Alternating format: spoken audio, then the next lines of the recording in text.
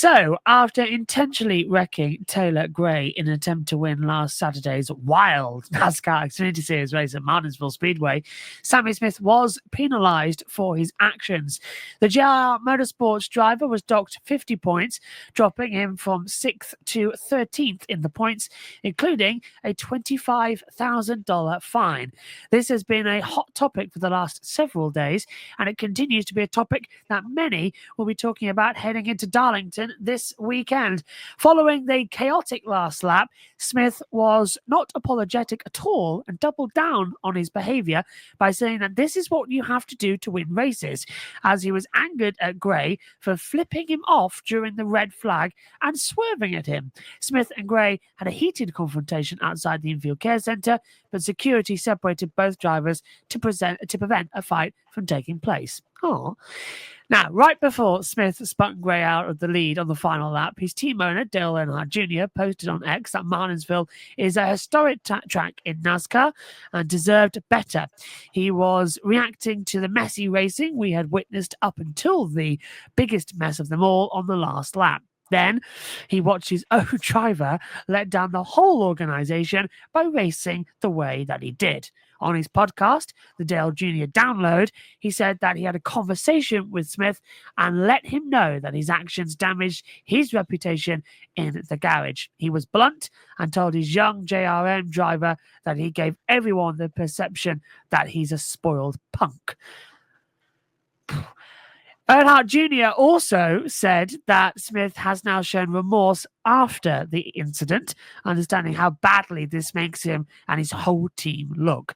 But he's going to continue to stand by Smith during this time and continue to coach him into making better decisions on the track. Eric Peterson, the managing director of the Xfinity Series, said, "We all want to see hard racing, door-to-door action, and acknowledge that contact is part of NASCAR's DNA. But after reviewing all available evidence, Smith crossed the line, and they felt that they needed to react to this." Peterson added that NASCAR will meet with the entire Xfinity Series field before this Saturday's race at Darlington. On a separate note, Gray and Jeb Burton were each fined $5,000 for exhibiting poor behavior in the infield care center after the race. The photo taken by Jonathan Bachman from Getty Images. I mean, come on. I was promised a fight coming in to do the broadcasting. I haven't had one yet. And the one we did, I was ill in hospital. So that's great. Matt, what's your reaction to the final lap fiasco of the Xfinity Series race at Martinsville, the Sammy Smith penalty, and what needs to be done to clean up poor driving standards among the young drivers? And he said, and Staying Alive says he's ruined his reputation in one corner. I've only seen that green-white checker at the end of the race from Saturday, and that was enough for me. What a mess. An absolute shambles. This was going to be in knots later, but I've actually wrote it on my phone, Xfinity Madness, to remind me to come back to it, but didn't realize we were going to be having this whole segment about it. So here we are. What a mess. He had to do that to win the race. No, you don't. Just the thought that went through my head Sunday after watching that back was, and we've talked about this a little bit on this show fairly recently, is it was more to do with the Helio Castroneves Daytona stuff, but it's the same deal. The youngsters aren't allowed to run on the big tracks because they're not experienced enough and too young, like they don't go to Daytona or Talladega. So they get them on all the small tracks. And then we see this. What are we doing here? So they can't go on the big tracks because they might cause really bad accidents. So let's put them on the small tracks where they cause multiple accidents. There was over 100 laps of caution in a 200-lap race or whatever, something crazy the stat was on Saturday. But that's not the first time this has happened at Martinsville over the last handful of years. The playoff race there last fall was a bit messy towards the end. There was a Ty Gibbs, I think it was Chandler Smith fight there a couple of years ago in a spring race too. So I know tempers get heated and such and such like.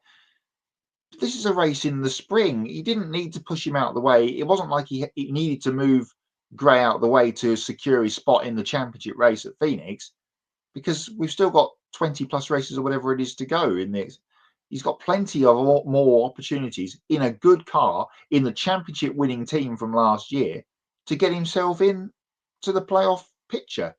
So really poor form from Sammy Smith. And as Dane Alive said, he's ruined his reputation. He's got a lot of building to do, building back over these next couple of months to get himself back to kind of where he was, I suppose.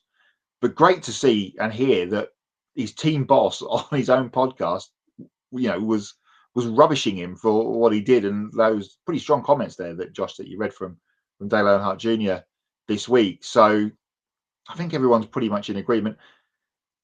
Monetary fines in the current motorsport realm mean absolutely nothing to anybody, frankly, unless you're going to absolutely throw the Brinks truck at people. So that's by the by. Lessons will be learned. Let's hope that this sit-down meeting with all the drivers this weekend coming up at Darlington actually does turn a few heads straight the right way, because we could have something fairly similar maybe at Bristol in the next couple of weeks. And then, of course, the series goes back to Rockingham for the first time ever. Let's not make that an embarrassment on Easter weekend, because that would be a bad look for everybody. Yeah, I'm very much looking forward to that, actually, with no cup on Easter weekend as well. As if I'm even just that, it's going to be very good. We get that off for once.